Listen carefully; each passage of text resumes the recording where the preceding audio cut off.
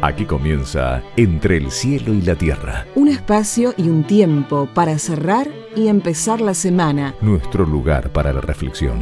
Entre el cielo y la tierra. Con la conducción del padre Guillermo Marcó y Max Gulmanelli. Hola, ¿qué tal? Buenas noches, qué gusto volver a encontrarnos como hacemos todos los domingos acá en Radio Rivadavia, Entre el cielo y la tierra. Padre Guillermo Marcó, ¿cómo estás? Buenas noches, Max, ¿cómo estás? Bueno, te extrañamos, pero muy contentos de que estés nuevamente con nosotros. Aquí estamos. Le agradecemos al padre Juan Cruz que te estuvo supliendo ahí en la parte del Evangelio. Mucho, sí, que lo he hecho muy bien, así que ya en cualquier momento me reemplacen. No, los dos tienen mucho para aportarle a este programa. Tenemos mucho esta noche, padre Guillermo. Por un lado, el conflicto, ¿sí?, allá en Siria y el llamado del Papa a la paz. Vamos a estar reflexionando sobre todo qué tenemos nosotros para comprometernos en esa realidad. Y vamos a estar hablando también del cura Brochero, para los que no lo conocen, un sacerdote argentino de fines del siglo XIX, que el sábado que viene en nuestro país viene un enviado del Papa Francisco para beatificarlo, un pasito más cerca de tener el primer santo argentino. Todo eso, si te parece, padre Guillermo, vamos a estar conversando esta noche entre el cielo y la tierra. Acompañan Entre el cielo y la tierra. La Fundación Fragua. Medicus, la más alta calidad médica al servicio de nuestros asociados. Medicus es dar protección. Bolt Gaming, Sociedad Anónima. Tu heladera Filco habla de vos. Heladeras Filco, con toda la tecnología de termotanques RIM. Techint, para promover un modelo de desarrollo industrial sustentable. La organización Techint creó ProPymes. ProPymes es el programa de apoyo a la competitividad de las pymes clientes y proveedoras de Techint. ProPymes, el compromiso de Techint con su cadena de valor. Las firmas son personales. Por eso, podés darle la forma que vos quieras. La forma de la habitación que querés hacerle a tu pibe o de ese viaje que querés hacer desde hace tanto tiempo. En el Banco Provincia le damos crédito a tus sueños. Concreta eso que tanto querés firmando un préstamo personal precalificado del Banco Provincia. Ahora tenés hasta 300.000 pesos. Más información 0810-2222-776 en bancoprovincia.com.ar o en Twitter, @BancoProvincia. Banco Provincia, de tu lado. Préstamos sujetos a evaluación crediticia y a condiciones de aprobación del Banco Provincia de Buenos Aires. CUIT 3399924210-9, calle 7, número 726, La Plata, Buenos Aires. bancoprovincia.com.ar. Cuando tu plan de salud está pensado desde la prevención, tu cobertura se multiplica. Por eso, si lo pensás, OSDEPIM es la mejor opción para vos y tu familia. Plan de Salud PYME te protege. Encontrá un plan a tu medida llamando al 0800-288-8432 o en nuestra web www.osdepim.com.ar. OSDEPIM, la obra social empresaria. Superintendencia de Servicios de Salud, órgano de control 0800-222-SALUD 72583, www.sssalud.gov.ar. Registro Nacional de Obras Sociales 401704. Registro Nacional de Entidades de Medicina Prepaga 1486. Presenta Telecom. En Telecom trabajamos desde hace más de 20 años para construir capital humano y social en nuestro país. Telecom, una empresa sustentable. Mondelez International, líder mundial en chocolates, galletas, chicles, caramelos y bebidas en polvo, donde creamos deliciosos momentos de alegría. Y Praga Comunicaciones.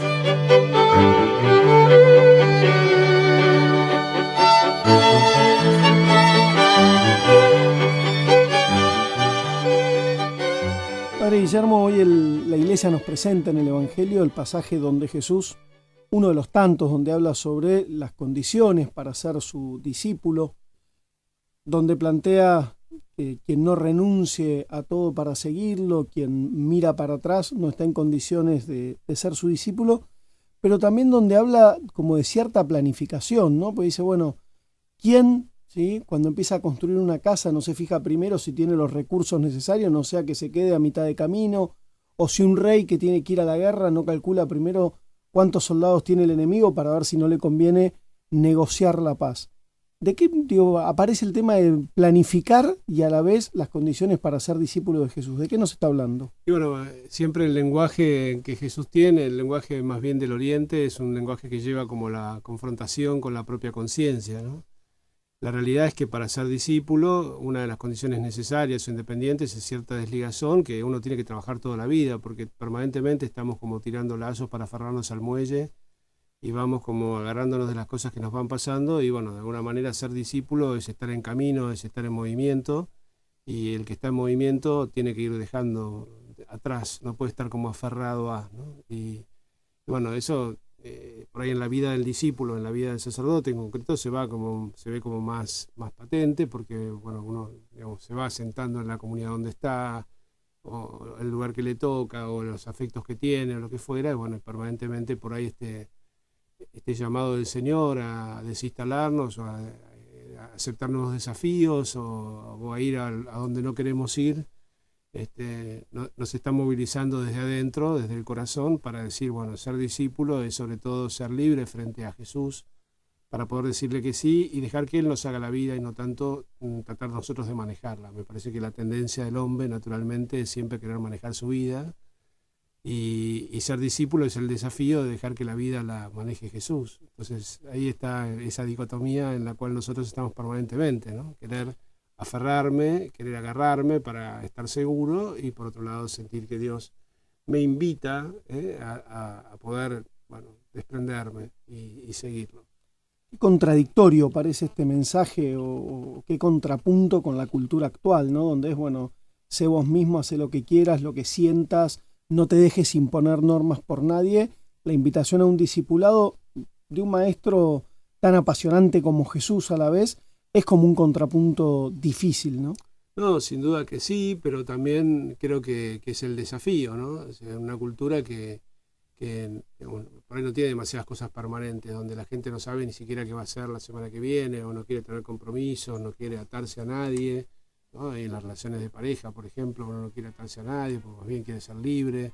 El Señor nos invita a una cierta libertad, pero es una libertad con ataduras, que se está atado a Él. Entonces, eso exige un compromiso de vida. Te adoro con fervor, deidad oculta, que estás bajo estas formas escondidas. A ti mi corazón se rinde entero.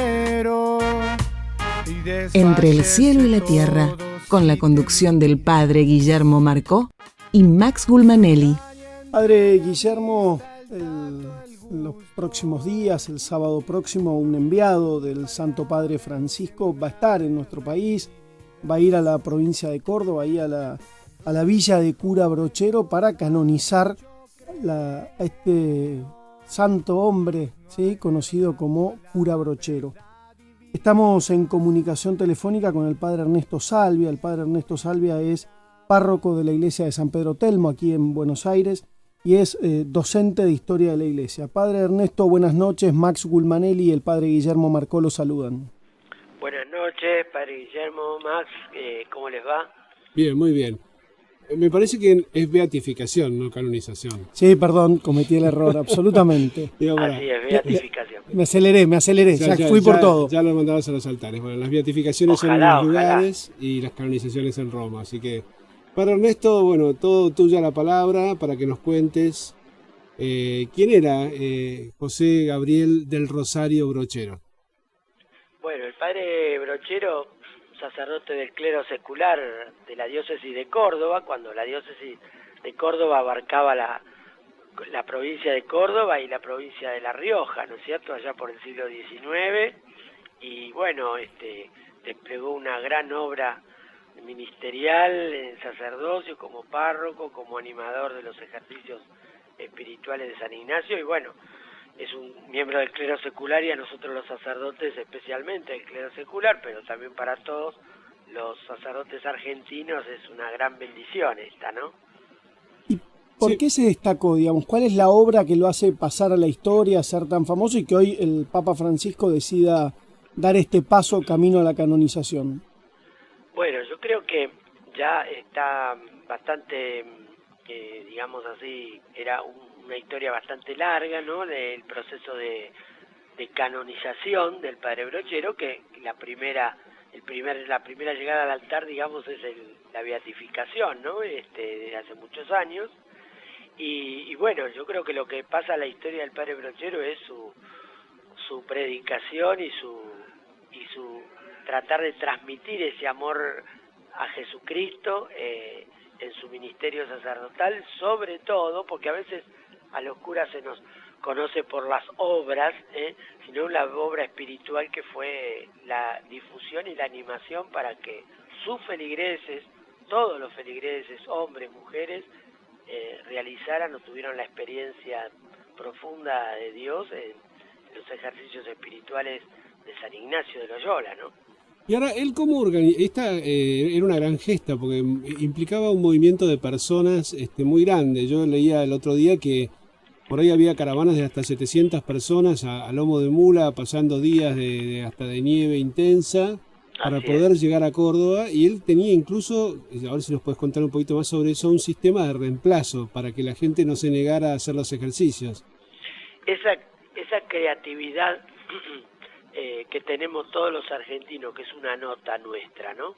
Por ahí tenemos otras cosas negativas, pero la creatividad la tenemos. Y bueno, él, en 1869 él asume la parroquia, y hasta 1875 todos los años iba desde tras la sierra, es decir, había que cruzar las sierras grandes de Córdoba, llevaba gente a Córdoba a realizar los ejercicios espirituales. Es una cosa impresionante que vos la contaste, ¿no? Porque justamente esos traslados se hacían no todo el tiempo del año, sino sobre todo en los meses de más frío. Y el cura Brochero organizaba entonces que en un pago o en un pequeño pueblito de su curato, por ejemplo, si el vecino de la casa A iba al ejercicio, su vecino de la casa B le cuidaba los animales, le cuidaba el campo, ¿no? Eran 10 días entre todos, que a veces se hacían hasta 15 días de ausencia. Por lo tanto, esa gente vivía de su trabajo en el campo, agrícola y sobre todo en el cría de animales, ¿no?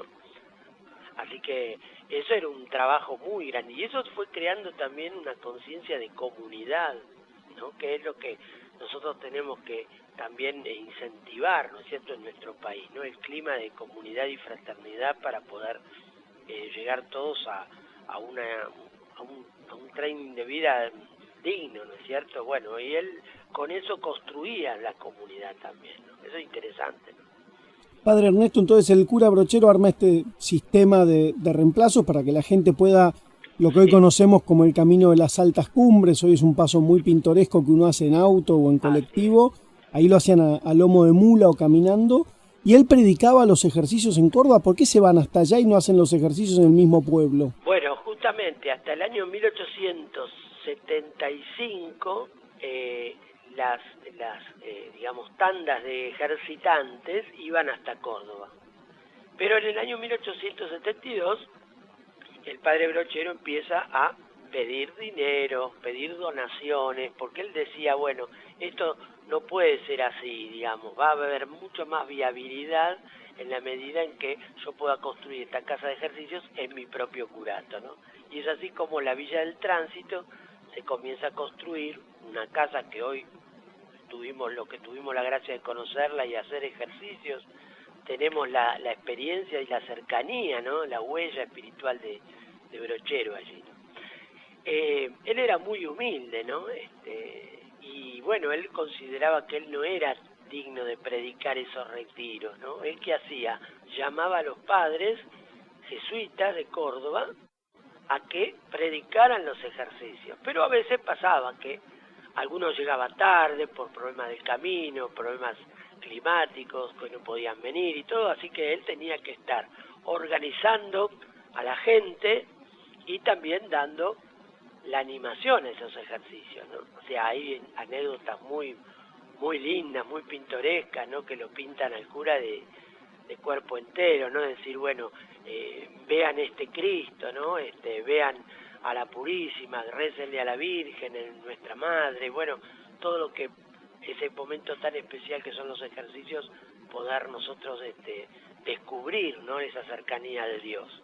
Y hay algo que decías antes, ¿no? Que es cierto, hoy es un camino muy lindo y muy pintoresco, es una autopista casi, todo asfaltado, pero en esa época las altas cumbres eran sendas de animales, es decir, de yuntas de animales que los llevaban los los paisanos, no había caminos, había una gran incomunicación, ¿no? Y este es otro trabajo grande de Brochero que, unido a la evangelización propia de la vida de la Iglesia, el tratar de promover la dignidad de la gente, ¿no? Entonces, caminos, telégrafo, hasta la lucha por un ferrocarril que llegara, pero sobre todo caminos que los hacía con los vecinos. Él se arremangaba la sotana y empezaba a unir voluntades, ¿no? Ese era el gran trabajo también de Brochero, ¿no? Y hay un montón de anécdotas, por ahí si nos podés contar alguna sería lindo, de algo que para mí es maravilloso, que es cómo él adaptaba en el lenguaje, en la comunicación, digamos, las cosas del Evangelio a lo que la gente hablaba, a lo que era la lengua de los gauchos, ¿no? Y que para Roma en algún momento fue como un obstáculo para su beatificación, porque, bueno, decían, pero ¿cómo digamos, puteaba, decía... y bueno, él hablaba como hablaba la gente. A mí la verdad que me parece extraordinario este modo de predicar que él tenía, ¿no? Sí, esa es la clave, ¿no es cierto? Cuando a una persona se la estudia de alguna manera para su posible canonización, se lee, se revisan sus escritos, pero lo que la tradición oral traía era que el padre Brochero tenía un lenguaje bastante paisano, ¿no es cierto? Y dentro de eso estaba la palabra quizás un poco que en el lenguaje literario sonaba medio fuerte, ¿no? Pero era el lenguaje, como vos dijiste, Guillermo, lenguaje de la gente, ¿no? Tipo Martín Fierro, tipo o Santos Vega, así, una cosa así, ¿no? Es decir, muy cercano. Él, recordemos que había nacido en un pueblo que no tenía nada que ver con la sierra, pero había nacido en un pueblo de campo y su familia era de campo. Entonces él tenía ese tipo de confianza, ¿no? con su gente, ¿no? Inclusive con el diablo, ¿no? Que decía que bueno, que estas almas no me las va a ganar el diablo, ¿no? Cuando no podía llegar algún enfermo y eso, ¿no? El otro día, hablando de este tema, buscando en un archivo, me encontré con un pequeño folleto del conocido escritor católico Hugo Guast, Gustavo Martínez Ubería, sobre las malas palabras de Brochero, ¿no? Y él en el año 60, fue uno de los últimos escritos que hizo, él hablaba de este tema, ¿no? Del lenguaje popular que él vivía y lo comentaba, ¿no? Interesante, es un hallazgo lindo. ¿Te acordás alguna de estas anécdotas, así como para contar, o no? Y bueno, mirá, él, por ejemplo, en esa cercanía con la gente, era capaz también de oír que había 2 o 3 bandidos sueltos por ahí por Córdoba, inclusive en San Juan, en La Rioja, donde él llegaba con su mula, ¿no? Visitando a la gente, confortando en enfermedades, tratando de ayudar a otros y también tratar de atraer a los ejercicios a algunos bandoleros de la zona, ¿no? Que eran, bueno, robaganados, ¿viste? O quizás salteadores, ¿no? Y bueno, hay un famoso episodio de que él busca a un famoso delincuente que se llama Santos Guayama, de la provincia de San Juan. Y él va la segunda vez, bueno, se escondía hasta que se pone a hablar con él y termina realmente convirtiéndolo, ¿no? Después, bueno, a este hombre, después él cae abatido, ¿no? Por las fuerzas del orden, pero bueno, con ese corazón ya realmente regado por la misericordia de Dios, ¿no? Como gracias al cura Brochero, ¿no? Padre Salvia, ¿qué cambia el próximo sábado para la Iglesia Argentina? ¿Qué implica que Brochero se convierta en un beato? Mira, yo creo que en este año tan lleno de sorpresas de los argentinos, esta es otra bendición, ¿no? Realmente una bendición que ya la compartimos con la alegría de Seferino, de la Madre Crescencia Pérez y de otros santos que realmente pisaron y nacieron en este suelo, ¿no? San Héctor, Valdivielso. Así que para nosotros especialmente los sacerdotes, encontrar en él un modelo, y esto que nos dice el Papa Francisco, ¿no es cierto?, de un hombre que esté acompañando a su pueblo, al pueblo de Dios, cumpliendo su misión sacerdotal en medio del pueblo, ¿no? Es decir, no poniéndonos ni adelante ni atrás, en el medio, con la gente, ¿no? Y eso es lo que nos enseña Brochero, ¿no? Pedirle a Dios que nos dé esa fortaleza, a los sacerdotes especialmente, pero también a todos los argentinos. Imagínense que para los cordobeses también, ¿no? Yo soy porteño, pero para los cordobeses esto va a ser una gran bendición, ¿no? Y algo que él con sus obras edilicias también nos empieza a enseñar algo que tenemos que aprender mucho los argentinos, ¿no? De tratar de unir puentes, de unir voluntades, de trabajar en conjunto, de, como dice el Papa Francisco, no criticarnos, no sacarnos el cuero, sino trabajar todos juntos por la gente y por Dios, ¿no? Eso es un poco el mensaje de Brochero, y a mí, bueno, nos moviliza a todos mucho, nos lo cura.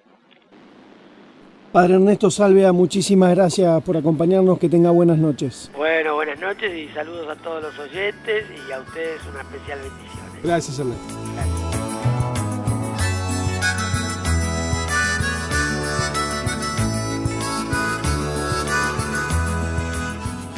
Padre Guillermo, la verdad que sorprende, escuchábamos recién al padre Ernesto Salvia, la figura de Brochero, si uno trata de imaginarse lo que era ese tiempo y lo que se fue construyendo desde la evangelización del padre Brochero. Sí, yo creo que es, primero el ingenio de evangelizar a través de los retiros, de la experiencia fuerte de Dios.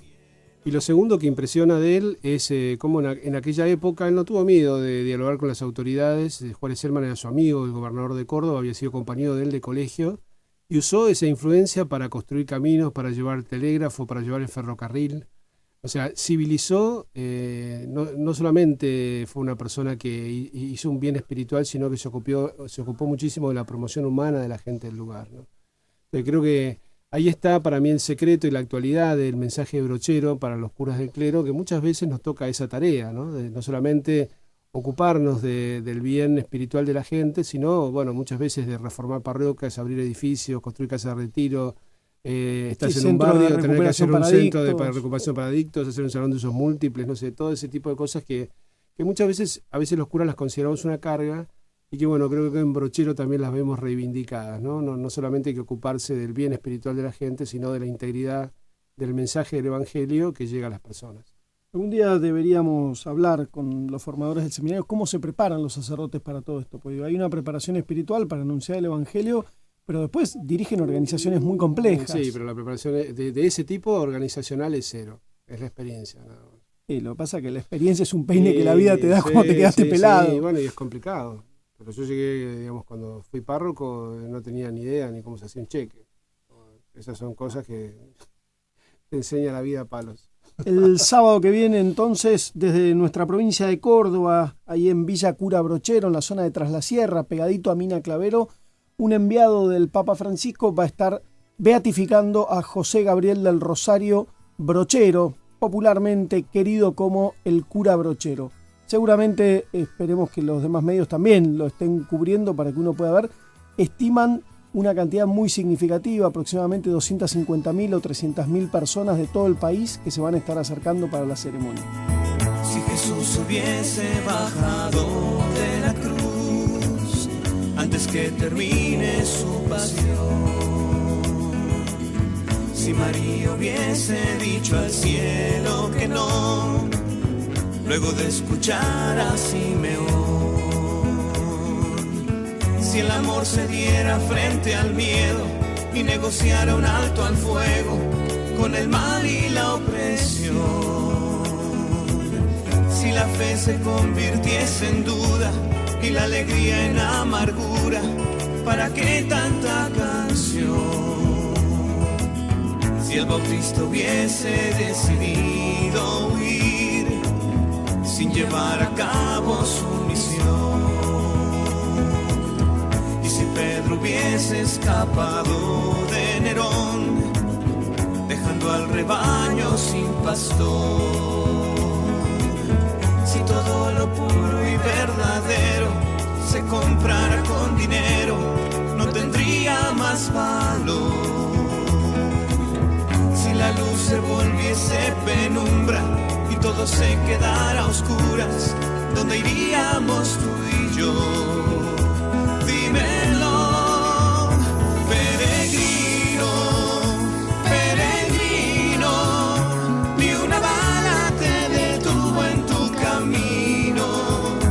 Peregrino, ya aprendimos que jamás debemos darnos por vencidos.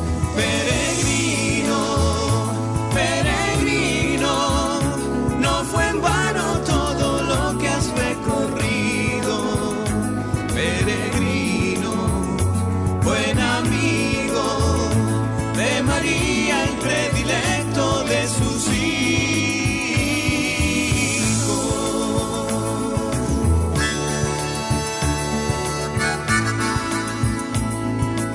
Si Monseñor Romero, Gandhi o Luther King hubiesen callado la verdad, si Madre Teresa, San Juan Bosco, Don Orione se hubiesen cansado de ayudar, si empezamos a dejar pendiente para mañana o para siempre lo que nos toca arriesgar, si fuimos testigos de tu entrega, de tu lucha sin trincheras, como dar un paso atrás, eso jamás. Peregrino, peregrino, ni una bala te detuvo en tu camino. Peregrino, ya aprendimos que jamás debemos darnos por vencidos. Peregrino, peregrino, no fue en vano todo lo que has recorrido. Peregrino, buen amigo de María, el predilecto de sus hijos.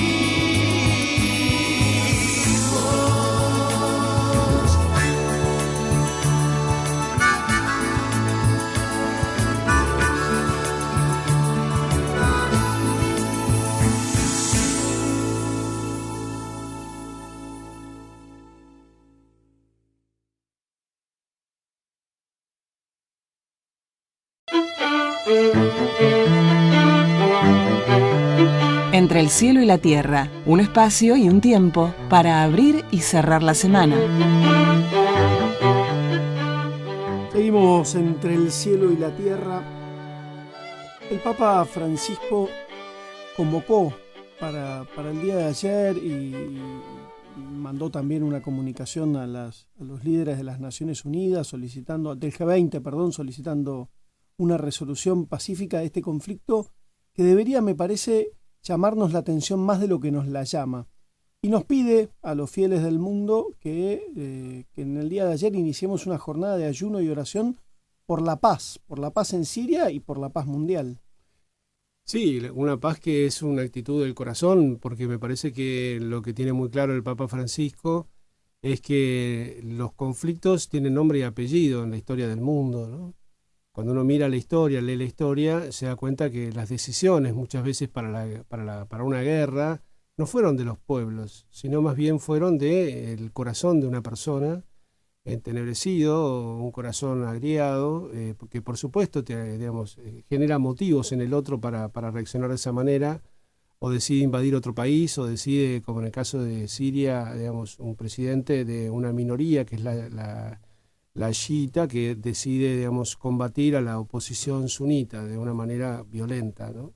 Sin duda que lo que está haciendo el presidente de Siria es algo muy grave porque está atentando contra la población civil, pero también es el límite de la comunidad internacional hasta qué punto cuando se mete no termina siendo ese lugar el escenario para dirimir otros conflictos, como fue Corea, la guerra de Corea, ¿no? Que termina siendo una guerra o la guerra mundial, ¿no? Donde en definitiva todo el mundo metiéndose termina inclinando la balanza para un determinado lugar y sin duda, digamos, perdiendo todos, porque sin duda en la guerra mundial perdió Europa entera, no perdió solamente Alemania, ni Francia, ni Inglaterra, ni Italia, todos los países involucrados, digamos, y lo mismo la Primera Guerra Mundial, ¿no? Entonces creo que este origen de los conflictos que tiene que ver con el delirio de alguna persona, y en este caso yo no es que, digamos, a ver, hay que ser muy prudente con esto, en el orden internacional, todo viene, me parece, muy desgastado, porque,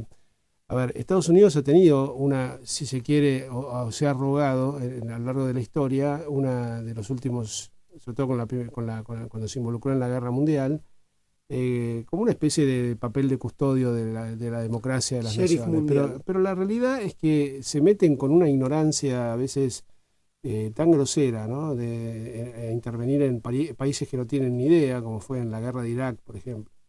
Y creer que porque ellos intervengan y depongan a un dictador o lo que fuera, fácilmente van a encontrar la paz y la democracia. A mí me parece que la democracia en esos países y en todos los países, en los nuestros también, han sido cosas que han llevado como muy largos procesos, no tan simples.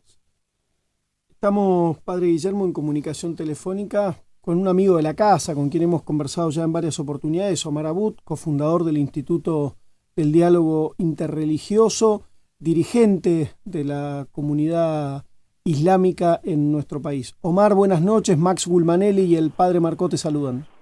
Buenas noches, ¿cómo están? ¿Qué tal, Max? ¿Cómo estás? ¿Qué tal, Padre? Buenas noches. Buenas noches, Omar. ¿Cómo estás? Un gusto tenerte aquí. Bien, lo mismo. Siempre es un gusto charlar con ustedes. Bueno, nos gustaría, como hombre del Islam, una opinión tuya sobre lo que está pasando, sobre lo que pide el Papa, sobre el conflicto en Siria. Bueno, digamos, quizás vos tengas una palabra mucho más autorizada que la nuestra para poder hacernos entender cuál es este conflicto, ¿no?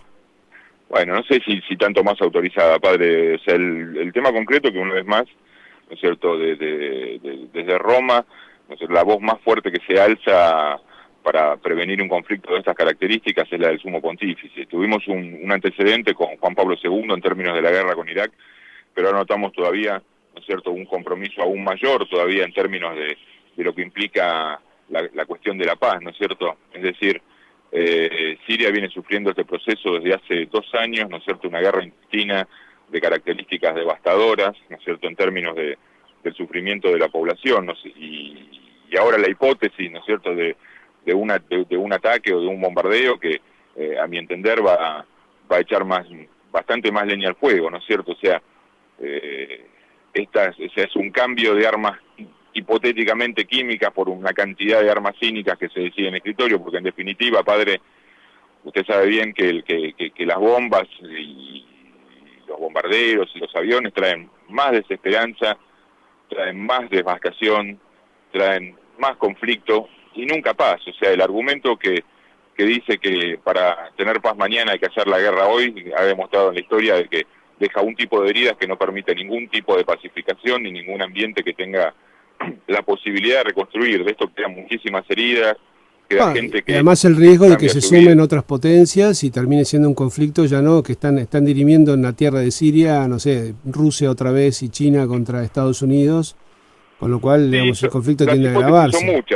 Las hipótesis son muchas, o sea, en términos de, o sea, no se sabe exactamente, no se puede decir a ciencia cierta porque no intervienen directamente, o por lo menos están hablando, ¿no es cierto? Pero lo que yo analizaría también en este momento que en Siria, a diferencia de Irak, ni siquiera es un problema que uno lo puede plantear en términos de recursos.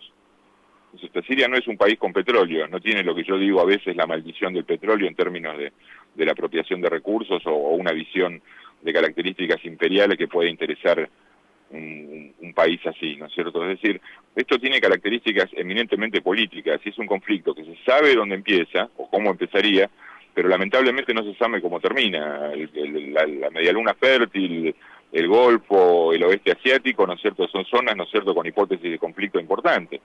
Omar, entonces me parece que... ¿Nos podés explicar cuál es la diferencia? Porque creo que el origen de este conflicto es la división entre dos, digamos, maneras de interpretar el Islam, los chiitas y los sunitas. ¿Esto es así?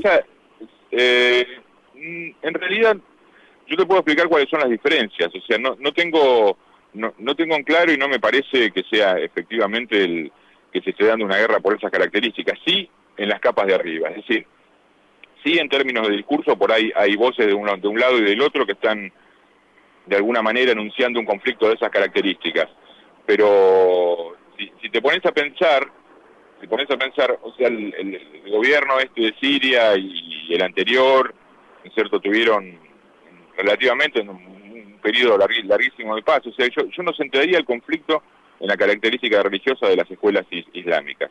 Es un conflicto eminentemente político porque, en definitiva, no surge en el Islam un Estado central. El Islam no tiene un Estado central que uno pueda decir, este es el Estado que representa la cantidad de los Estados. O sea, el Islam no es un todo homogéneo, ¿no es cierto? El Islam tiene diferentes percepciones en términos culturales, desde Marruecos hasta Indonesia, pasando por los pueblos de la Media Luna Fértil, por Turquía, por Irán, y esta disputa efectivamente en términos políticos existe, para ver quién es el Estado que de alguna manera se yerga en vocero o que tenga la mayor importancia. Pero no me parece que la raíz del conflicto, ¿no es cierto?, tenga que ver con el problema o de alguna manera la visión de las escuelas entre el sunismo y el chiismo, Guillermo. Omar, vos destacabas que acá no hay petróleo, a diferencia de otros países de la región. Que como se podía estimar, uno siempre especula, Max, en términos de que, bueno, puede ser una guerra en términos de recursos, de cómo se explotan esos recursos y hacia dónde se exportan esos recursos. Pareciera no ser el caso, exactamente. Ahora, lo que sí hay, independientemente de que haya o no recursos, la guerra es una industria descomunal. Digo, cualquier guerra de estas características son decenas de miles de millones de dólares, y la justificación de presupuestos multimillonarios de las potencias que intervienen para validar que todos los años el Congreso aprueba destinar decenas o cientos de miles de millones de dólares en un mundo que todavía tiene urgencias muy pendientes, ¿no?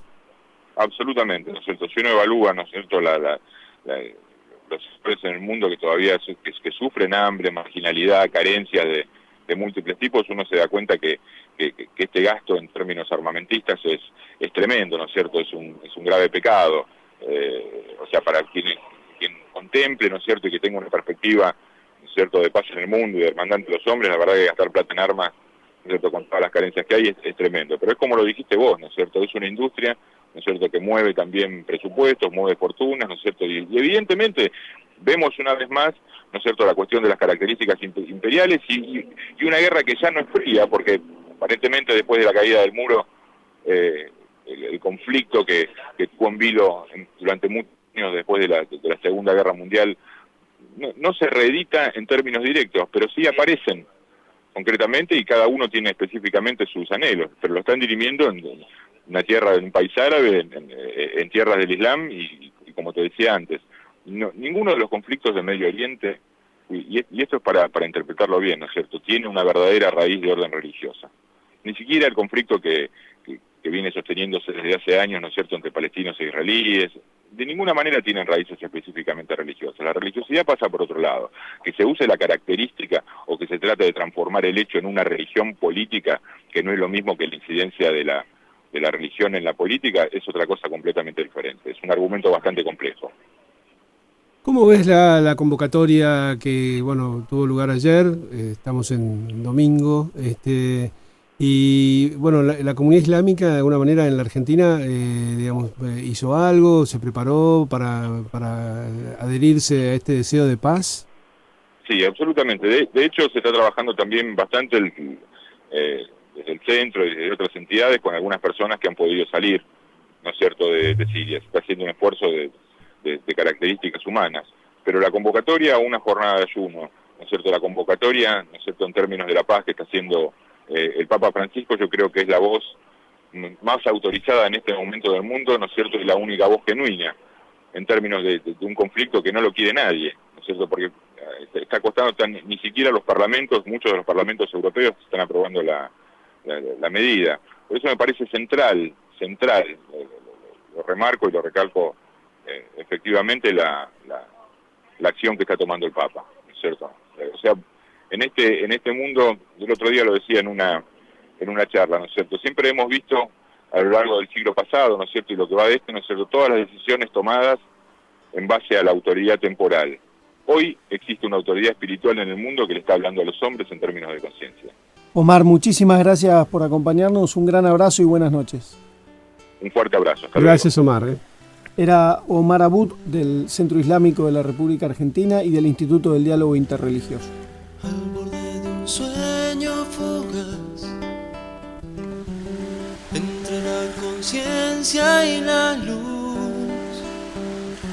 y en la arena tibia sus huellas de paz que llegaban hasta la orilla del mar. Y en la espuma brilla el sol su estela azul, y sobre las aguas sus pies de cristal marcaban el camino para continuar los pasos a la salvación. Y el sueño dejaba de ser un sueño para ser canción. Entre el cielo y la tierra, con la conducción del padre Guillermo Marcó y Max Gulmanelli. Y estamos poniendo la mirada en este conflicto en Siria. La comunidad humana global, ¿sí? Tiene que mirar atentamente, ¿no? Digo, como decía Omar Abud recién, la guerra nunca es el camino para la paz. Hay sobrados ejemplos de intervenciones bélicas que después solo dejan más odio, más división, más muerte, más desastre y más exclusión, ¿no? Sin duda que sí. Y creo que comentabas vos hace un rato, Max, hay otra cara de este conflicto. La Argentina siempre ha sido un país de puertas abiertas y bueno, tenemos la dicha, yo diría, de en medio de esta tragedia de poder recibir gente que está llegando de Siria y que, bueno, concretamente te tocó a vos intelectual en ese tema, ¿no? Sí, a mí me llamó en la semana el director general de cultos de la ciudad, porque bueno, empiezan, como decías, padre, a llegar refugiados, que es la cara de la exclusión, ¿no? De la gente que tiene que dejar su tierra, sus costumbres, muchas veces su familia, porque no logran escaparse todos. Me llamó, digo, como muchos de la audiencia saben y otros no, digo, yo tengo una responsabilidad en el Ministerio de Educación de la ciudad, para que les enseñáramos español a estos refugiados. A veces es la otra cara, ¿no? Digo, la guerra no solo no es el camino a la paz, sino que lo que deja es destrucción, muerte y destierro en este caso. Gente que se tiene que venir a miles de kilómetros, no conoce la lengua, no conoce la cultura, no tiene familia, no tiene amigos y no sabe si alguna vez va a volver a su tierra. Bueno, te diré que cuántos armenios hay en la Argentina que vinieron huyendo del genocidio o después del genocidio. Bosnia. Cuánta gente, cuántos rusos, cuántos europeos huyendo de la Segunda Guerra y de la Primera Guerra Mundial.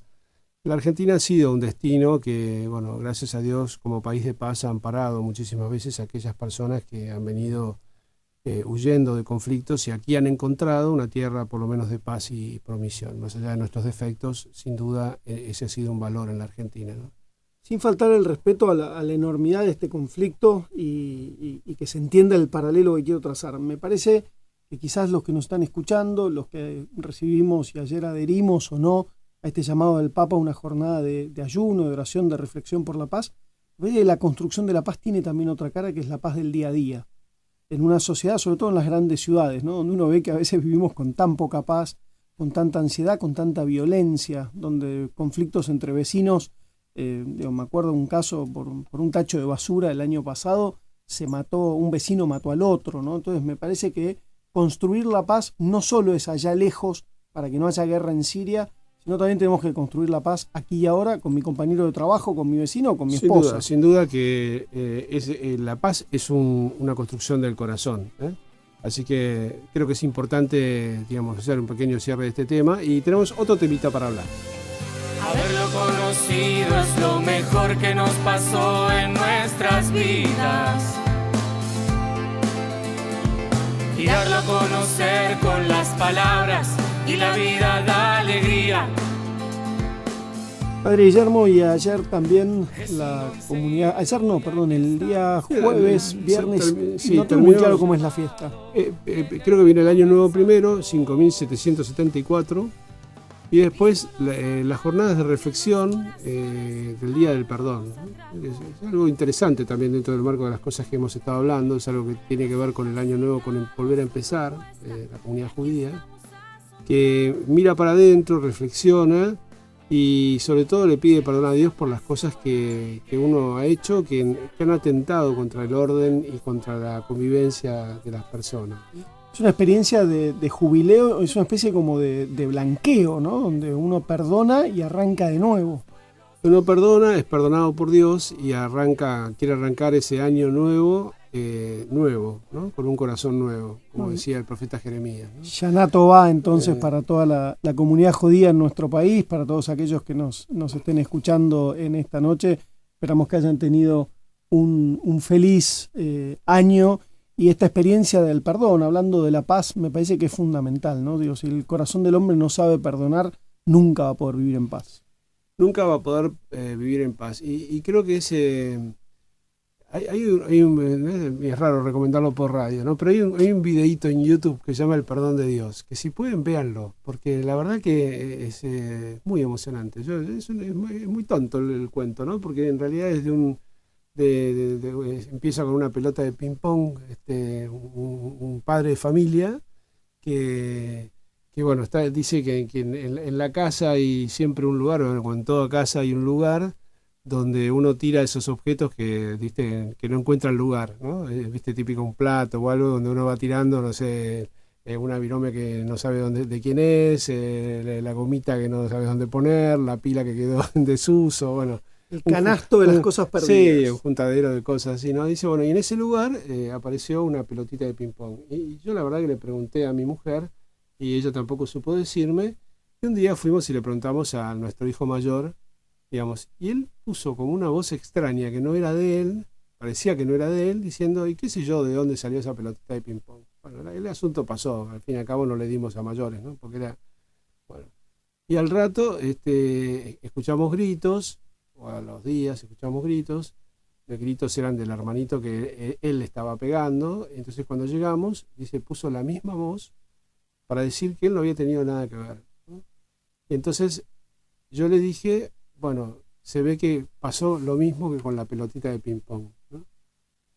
Y él al verse descubierto, digamos que en definitiva estaba negando cosas que eran verdad, ¿no?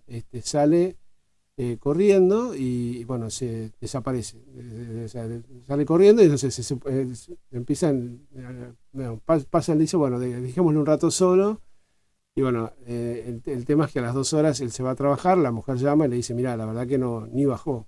Entonces él después vuelve a la casa y empieza a buscarlo cuarto por cuarto en el baño, ¿ves? Y lo encuentra en el medio de la cama de ellos, totalmente tapado, hacía bastante calor, con una frazada, ¿no?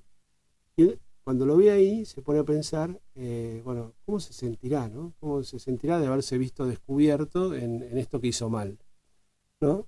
Entonces es muy emocionante, ¿ves? Se asoma, levanta le quita la frazada, el chico está como en posición fetal, así no quiere ni mirarlo, todo transpirado, y entonces él le dice, nada de lo que hagas en la vida podrá hacer que yo te ame menos.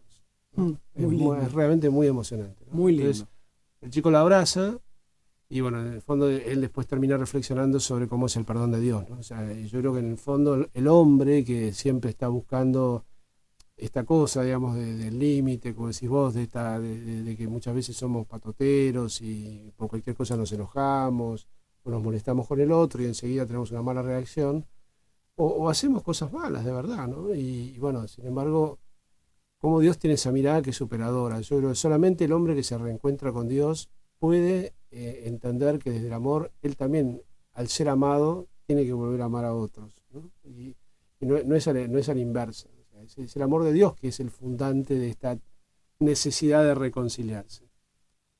Ojalá nos animemos en esta noche y en este tiempo, ¿no? En que el Papa nos llama a clamar por la paz, ¿no? A gritar, a pedir, pero también a poner paz. Ojalá nos animemos a tener una experiencia de perdón con el que está cerca, y por ahí tenemos alguna cuenta pendiente, porque nos debe o porque le debemos, ¿sí? Porque le contestamos mal, porque no hicimos las cosas cuando tuvimos que hacerlas.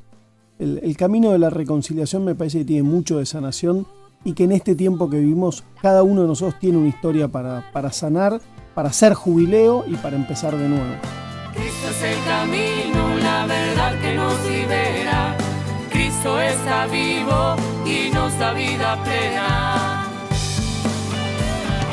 Serlo centinelas deslumbrando una mañana que ya llega. Vamos mar adentro que sabemos, el maestro nos espera. Ser protagonistas de este tiempo de la historia, su espíritu nos quema, la Pascua nos renueva. Caminemos con Jesús para dar vida a los pueblos, somos sus discípulos, Él nos hace misioneros para que todos los pueblos tengan vida en Él, tengan vida en Él. Padre Guillermo, nos tenemos que ir, nos vamos a reencontrar el domingo que viene por la noche acá en Radio Rivadavia, Entre el cielo y la tierra. Elías Cisterna nos acompañó en la producción general y Toto Berlingedi operando nuestro programa como hace todos los domingos. Sin duda, y ojalá un programa que reflexiona sobre cosas importantes, ¿no? El cura Brochero, el deseo de la paz, el Año Nuevo Judío. Bueno, ojalá podamos empezar la semana con esa fuerza que nos da el amor y el perdón de Dios. Que Dios los bendiga a todos. Acompañaron Entre el cielo y la tierra la Fundación Fragua, Medicus, la más alta calidad médica al servicio de nuestros asociados. Medicus es dar protección. Bolt Gaming, Sociedad Anónima. Tu heladera Filco habla de vos. Heladeras Filco, con toda la tecnología de termotanques RIM. Techint, para promover un modelo de desarrollo industrial sustentable, la organización Techint creó ProPymes. ProPymes es el programa de apoyo a la competitividad de las pymes clientes y proveedoras de Techint. ProPymes, el compromiso de Techint con su cadena de valor. Las firmas son personales. Por eso podés darle la forma que vos quieras. La forma de la habitación que querés hacerle a tu pibe o de ese viaje que querés hacer desde hace tanto tiempo. En el Banco Provincia le damos crédito a tus sueños. Concretá eso que tanto querés firmando un préstamo personal precalificado del Banco Provincia. Ahora tenés hasta 300.000 pesos. Más información 0810-2222-776 en bancoprovincia.com.ar o en Twitter, @Banco Provincia. Banco Provincia, de tu lado. Préstamos sujetos a evaluación crediticia y a condiciones de aprobación del Banco Provincia de Buenos Aires. CUIT 3399924210-9, calle 7, número 726, La Plata, Buenos Aires. bancoprovincia.com.ar. Cuando tu plan de salud está pensado desde la prevención, tu cobertura se multiplica. Por eso, si lo pensás, OSDEPIM es la mejor opción para vos y tu familia. Plan de Salud PYME te protege. Encontrá un plan a tu medida llamando al 0800-288-8432 o en nuestra web www.osdepim.com.ar. OSDEPIM, la obra social empresaria. Superintendencia de Servicios de Salud. Órgano de control 0800-222-SALUD 72583. www.sssalud.gov.ar. Registro Nacional de Obras Sociales 401704. Registro Nacional de Entidades de Medicina Prepaga 1486. Presentó Telecom. En Telecom trabajamos desde hace más de 20 años para construir capital humano y social en nuestro país. Telecom, una empresa sustentable. Mondelez International, líder mundial en chocolates, galletas, chicles, caramelos y bebidas en polvo, donde creamos deliciosos momentos de alegría. Y Praga Comunicaciones.